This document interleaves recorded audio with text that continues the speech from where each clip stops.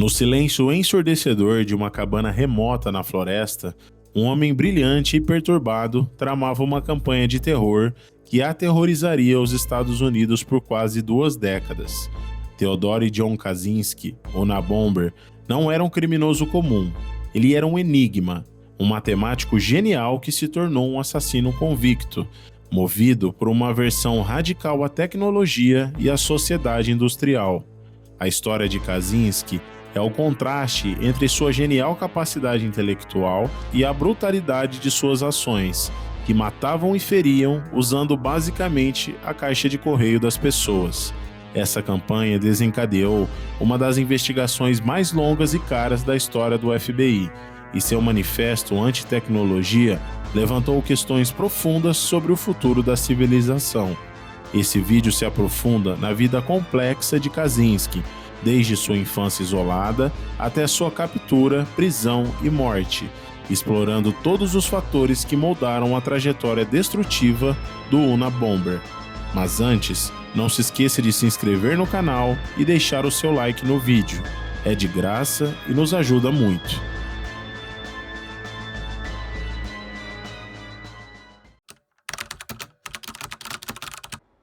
Kaczynski nasceu em 22 de maio de 1942 em Evergreen Park, Illinois, sendo o mais velho de 2 filhos. Seus pais, Wanda e Theodore Kaczynski, eram intelectuais da classe trabalhadora que valorizavam e muito a educação. Desde cedo, Kaczynski demonstrou uma inteligência excepcional e uma notável aptidão para a matemática. Seu QI na infância era de incríveis 170 pontos e sua proeza acadêmica permitiu-lhe pular 2 anos escolares. No entanto, essa inteligência precoce veio acompanhada de significativas dificuldades sociais. Colegas de classe o descreveram como um aluno brilhante, mas um excluído cuja vida social girava exclusivamente em torno de atividades acadêmicas. Ele foi descrito como distante, mesmo quando era criança, e sempre foi provocado por seus colegas por ser antissocial. A jornada acadêmica de Kaczynski foi marcada por uma inteligência inegável, mas também por uma crescente alienação social. Em 1958, aos 16 anos, ele se matriculou na Universidade de Harvard, concluindo sua graduação em 1962. Sua experiência em Harvard foi profundamente moldada pela sua alienação social. Ele se sentia desajeitado perto de seus colegas mais velhos, percebendo que sua fala e modos de vestir eram muito mais cultos que os demais. Isso o levou a se afastar dos assuntos sociais e focando intensamente nos seus estudos. Em 1967, após receber o seu doutorado, Kaczynski conseguiu uma cobiçada posição como professor assistente de matemática na Universidade da Califórnia em Berkeley. No entanto, sua passagem foi breve. Ele nunca havia sido uma pessoa particularmente social, e em Berkeley ele desenvolveu um intenso desprezo pela tecnologia e por muitas das armadilhas da vida moderna. Ele abandonou abruptamente sua carreira acadêmica em 1969 e nunca mais ocupou nenhum cargo em tempo integral. Essa sequência de eventos ilustra uma clara progressão do crescente afastamento social e a rejeição das instituições, que foram importantes para o complexo de isolamento de Kaczynski. Após deixar Berkeley em 1969, Kaczynski passou os 2 anos seguintes à deriva. Em 1971, Ted e seu irmão mais novo, Davi, compraram juntos um terreno perto de Lincoln, em Montana. Foi nessa terra que Kaczynski começou a construir sua cabana de madeira de 3 por 4 metros, feita por ele mesmo, que serviria como sua casa durante grande parte dos 24 anos seguintes. A cabana era primitiva, sem aquecimento, eletricidade, água corrente ou instalações sanitárias, refletindo uma vida de quase total isolamento. Durante seu período de isolamento, Kaczynski passou a maior parte do tempo lendo livros da biblioteca local e compondo meticulosamente as primeiras versões de um manuscrito que mais tarde seria conhecido como o Manifesto do Unabomber. A cabana não era apenas uma moradia, era um santuário e um laboratório para ele, abrigando tanto os instrumentos de destruição quanto o homem que os empunhava. Isso demonstra que seu retiro foi uma escolha deliberada e estratégica, um ambiente controlado onde sua filosofia anti-tecnologia poderia se consolidar e onde ele poderia desenvolver os meios para agir, sem ser observado.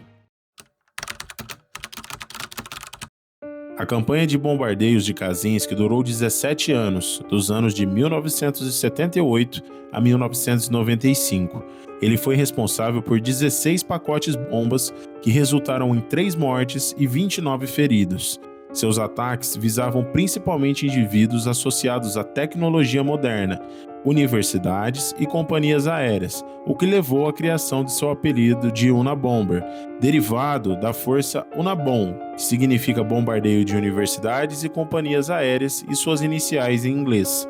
A progressão dos ataques de Kaczynski, de causar ferimentos leves em 1978 e a primeira morte em 1985, demonstram uma clara escalada tanto em sua intenção quanto em sua proficiência na fabricação de bombas. Sua frustração com a limitada destrutividade dessas primeiras bombas de tubo e sua subsequente busca por um explosivo semelhante ao C4 militar indicam uma estratégia deliberada e uma evolução para maximizar o impacto e a letalidade da sua campanha. A meticulosidade de Kaczynski na construção das bombas era impressionante. Ele as construía a partir de materiais comuns e de sucata, incluindo madeira, linhas de pesca, pregos e fita adesiva. Ele tomava um cuidado extremo para não deixar vestígios de identificação. Testes de laboratório sugeriram que ele rasgava a pele das baterias que usava e fabricava seu próprio adesivo, derretendo cascos de animais. Nenhuma impressão digital ou DNA foi encontrado nas bombas durante o período que ele agiu. Muitos dispositivos continham as iniciais FC, que Kaczynski mais tarde afirmou significar Freedom Club. Ele propositalmente deixava pistas enganosas. Essa obsessiva metodologia antiforense foi um fator crucial que explicou por que a caçada foi tão prolongada e custosa. Kaczynski foi o autor de um ensaio de aproximadamente 35 mil palavras intitulado A Sociedade Industrial e Seu Futuro, amplamente conhecido como o Manifesto do Unabomber.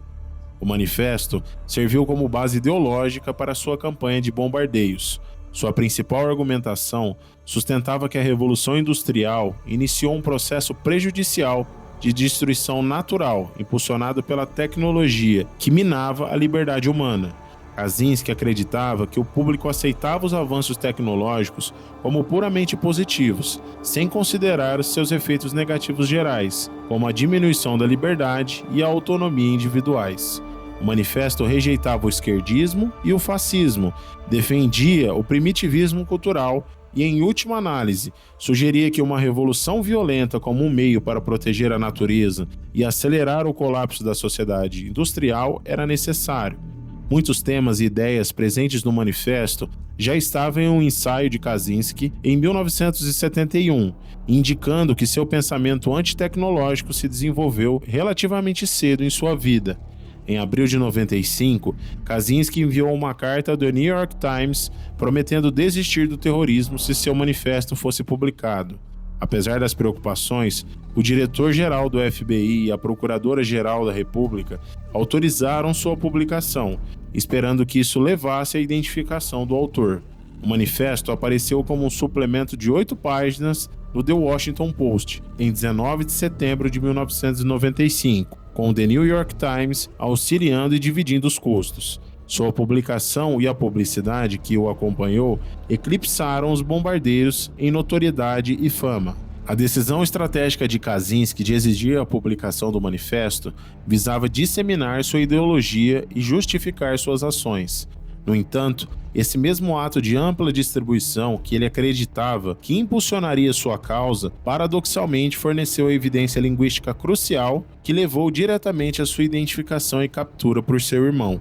Isso destaca uma falha fundamental em sua estratégia meticulosamente planejada, onde sua ambição intelectual acabou se tornando a sua ruína. Davi Kaczynski, irmão mais novo de Ted, e sua esposa Linda Patrick, reconheceram elementos do estilo de escrita único de Ted no manifesto publicado. Davi inicialmente duvidou que seu irmão pudesse ser o autor, mas ao comparar o manifesto com cartas anteriores que haviam trocado, encontrou semelhanças inegáveis, incluindo uma maneira específica e única de se expressar. A prisão de Kaczynski não foi resultado da ciência forense tradicional ou de uma pista investigativa direta, mas sim de um reconhecimento profundamente pessoal e familiar de seu estilo de escrita único no manifesto. Isso destaca que a maior vulnerabilidade do Unabomber não era sua destreza na fabricação de bombas e a sua capacidade de evitar a detecção, mas sua produção intelectual e o relacionamento complexo e tenso com seu irmão. Este elemento humano poderoso acabou por resolver um caso que havia intrigado as autoridades por quase 2 décadas. A investigação e a caçada do Unabomber foi a mais cara da história do FBI até aquele momento, com um custo estimado na época de mais de 50 milhões de dólares e mais de 170 agentes envolvidos no processo de investigação. Kaczynski foi indiciado na Califórnia e em Nova Jersey, locais de seus 3 bombardeios fatais. Em 22 de janeiro de 1998, ele se declarou culpado das acusações em troca de uma sentença de prisão perpétua sem possibilidade de liberdade condicional. Seu acordo de confissão explicitamente permitiu que ele evitasse a pena de morte. Kaczynski cumpriu sua sentença de prisão perpétua em uma prisão na Carolina do Norte. Ele foi alojado com outros prisioneiros igualmente famosos como terroristas e serial killers. Theodore John Kaczynski morreu em 10 de junho de 2023, aos 81 anos, na prisão federal da Carolina do Norte. Acredita-se que ele tenha morrido por suicídio. Ele havia recebido um diagnóstico de câncer em 2021 e havia interrompido o tratamento em março de 2023. Ele se enforcou em sua cela. A história do Unabomber ocupa uma posição única nos livros criminais, como um terrorista doméstico impulsionado por uma ideologia complexa, em vez de motivos criminais típicos. A investigação sem precedentes que levou à sua captura, sendo a mais cara da história do FBI, ressalta a dificuldade de rastrear um adversário que opera fora das redes tradicionais e emprega uma metodologia tão meticulosa.